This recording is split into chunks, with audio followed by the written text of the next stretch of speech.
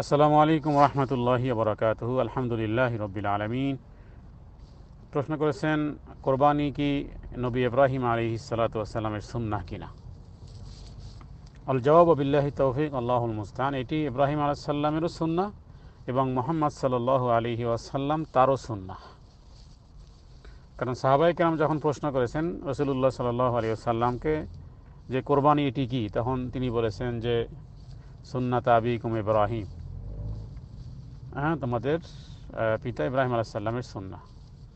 এরপরে দেখা যায় যে রাসূলুল্লাহ সাল্লাল্লাহু আলাইহি সাল্লাম তিনি কোরবানি করেছেন এবং কোরবানি করতে উদ্বুদ্ধ করেছেন, এবং এই ক্ষেত্রে কিছুটা কঠোরতাও হয়েছে। কঠোরতা বলতে, যার তৌফিক আছে সে যেন এই আমলটি করে, কারণ কোরআন সুন্নাতের অনেক ফজিলত বর্ণনা করা হয়েছে। মানে সচ্ছল ব্যক্তি যেন এই কোরবানিকে অ্যাভয়েড না করে, যেন মিস না করে। তাদের উচিত, সচ্ছল ব্যক্তিদের, যাদেরকে, যে ব্যক্তি কোরবানি দেওয়ার শক্তি থাকার পরেও যে কোরবানি দেয় না, মান ওয়াজাদা সাআতান লিআই ইউদাহিয়া ফালাম ইউদাহি ফালা ইয়াহদুর মুসাল্লানা। এটি ইমাম ইবনে হাকিম তিনি হাদিসটি এনেছেন যে যে ব্যক্তি কোরবানি দেওয়ার ক্ষমতা রাখে, অ্যাবিলিটি আছে, কিন্তু থাকার পরেও সে কোরবানি দেয় না, সে যেন আমাদের ঈদগাহে না আসে বা আমাদের মসজিদে না আসে। তো এখান থেকে ধমক এক ধরনের। অতএব এই হাদিসকে কেন্দ্র করে ইসলামী স্কলার্সগণ বলেছেন যে সচ্ছল ব্যক্তিদের জন্য কোরবানি করাটা গুরুত্বপূর্ণ। কেউ কেউ বলেছেন ওয়াজিব, কেউ কেউ বলেছেন সুন্নতে মুআক্কাদা। হ্যাঁ, ওয়াজিব বলেনি এই কারণে, যেহেতু ওয়াজিব না তরক করলে তো গুনাহ হয়, গুনাহ হবে না, তবে এর এক ধরনের ধমক। কারণ আবু বকর সিদ্দিক রাদিয়াল্লাহু তাআলা আনহু, ওমর রাদিয়াল্লাহু তাআলা আনহু তারা এক্সপ্লেইন করেছেন। কারণ সাহাবীদের মধ্যে হয়তো বা এমন একটা মতামত ছিল এই সমস্ত হাদিসগুলোকে কেন্দ্র করে, বিধায় তারা সচ্ছল থাকার পরেও মানুষকে শিক্ষা দেওয়ার জন্য তারা কোরবানি করেননি, ইচ্ছা করেই সেরেছেন, এটা বোঝানোর জন্য যে এটা ওয়াজিব নয়।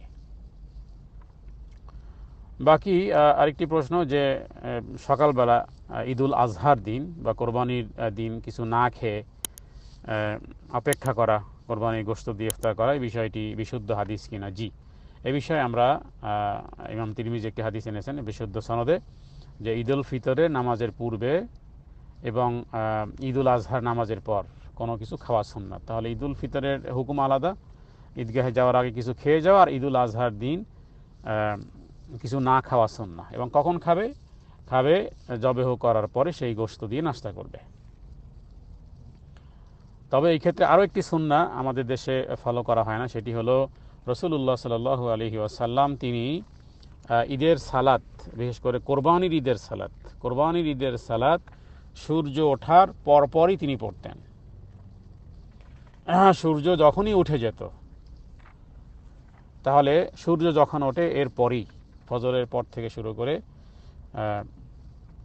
তাকবীর পাঠ করা, এরপরে সূর্য যখন উঠে যেত, সূর্য ওঠার পরপরই তিনি এই সালাতটি আদায় করতেন। অতএব এই ক্ষেত্রেও খুব বেশি দেরি না করা, 8টা 9টা 10টা 11টা, কোথাও কোথাও 12টা পর্যন্ত, একেবারে জোহরের আগ মুহূর্ত পর্যন্ত কোথাও কোথাও ঈদের জামাত হয়, এটি করা উচিত নয়, এটি সুন্নাহ বিরোধী। কারণ রাসূলুল্লাহ সাল্লাল্লাহু আলাইহি ওয়াসাল্লাম তিনি ঈদুল ফিতরের সালাত দেরি করে পড়তেন, কিন্তু ঈদুল আজহার মানে কোরবানির সালাত তিনি আগে পড়তেন। অতএব এই হাদিসটির উপরে আমাদের আমল করা উচিত। ঈদুল আজহার সালাত আমরা আগে পড়ব, তার মানে সূর্য ওঠার কিছুক্ষণ পরই ঈদের সালাত পড়া।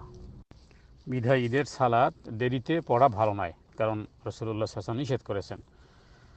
এবং রাসূলুল্লাহ সাল্লাল্লাহু আলাইহি ওয়াসাল্লাম তিনি নাজরানের গভর্নর আমর ইবনুল হাজমকে লিখিতভাবে নবীজি আদেশ দিয়েছিলেন যে ঈদুল আজহার নামাজ তাড়াতাড়ি পড়বে, আর ঈদুল ফিতরের নামাজ কিছুটা দেরিতে পড়বে, এবং লোকজনকে নসিহত করবে।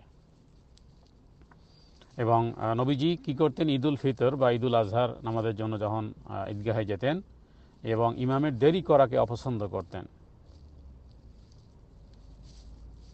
এবং সাহাবায়ে কেরাম বলেন যে আমরা নবীজির সাথে ঈদের সালাত ওই ওই সময়ে শেষ করে ফেলতাম যখন ইশরাকের সময় থাকতো। আবু দাউদ এবং ইবনে মাজাতে এ বিষয়ে হাদিস রয়েছে। তাহলে ঈদের সালাত শেষ যখন ইশরাকের সালাতের সময় হয়।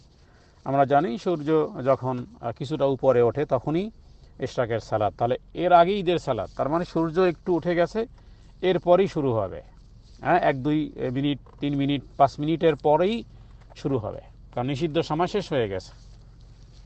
সূর্য যখন উঠে গেছে 2-4-5 মিনিটের পর নিষিদ্ধ সময় শেষ হয়ে গেছে, বাস এবার ঈদের সালাত শুরু হবে। এটাই হলো সুন্নাহ।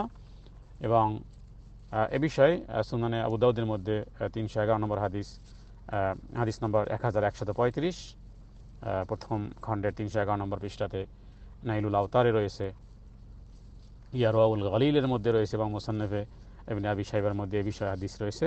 অথচ এই হাদিসগুলো আমাদের বাংলাদেশে অধিকাংশই করা হয় না, বিভিন্ন সুতা দেওয়া হয়। অথচ ফজরের সালাতের পর পর বসে থাকবে, সূর্য উঠবে, ঈদের সালাত পরে ঘরে যাবে। এই জন্য খুব দেরি করা উচিত না। রাসূলুল্লাহ সাল্লাল্লাহু আলাইহি ওয়াসাল্লাম ঈদের সালাত দেরি করাকে খুব বেশি অপছন্দ করতেন। এবং 2 ঈদের মধ্যে ঈদুল ফিতরের নামাজের চেয়ে ঈদুল আজহার নামাজ তাড়াতাড়ি পড়া সুন্নাহ। এবং ঈদুল ফিতরের মানে রমজানের যেই ঈদ, সেই সালাতে কিছুটা দেরি হতে পারে, কিন্তু ঈদুল আজহার সালাত খুব বেশি পূর্বেই আদায় করতে হবে। যে বিষয়ে আমরা রাসূলুল্লাহ সাল্লাল্লাহু আলাইহি ওয়াসাল্লামের একটি গভর্নরের, নাজরানের গভর্নরকে যেই চিঠি লিখেছিলেন, সেখানে তিনি ঈদুল আজহার সালাত খুব তাড়াতাড়ি পড়ার নির্দেশ করেছিলেন। আল্লাহ তাআলা আ'লাম। সাল্লাল্লাহু আলা সাইয়্যিদিনা মুহাম্মাদিন নবিয়্যিল উম্মি ওয়া আলিহি ওয়া সাল্লাম।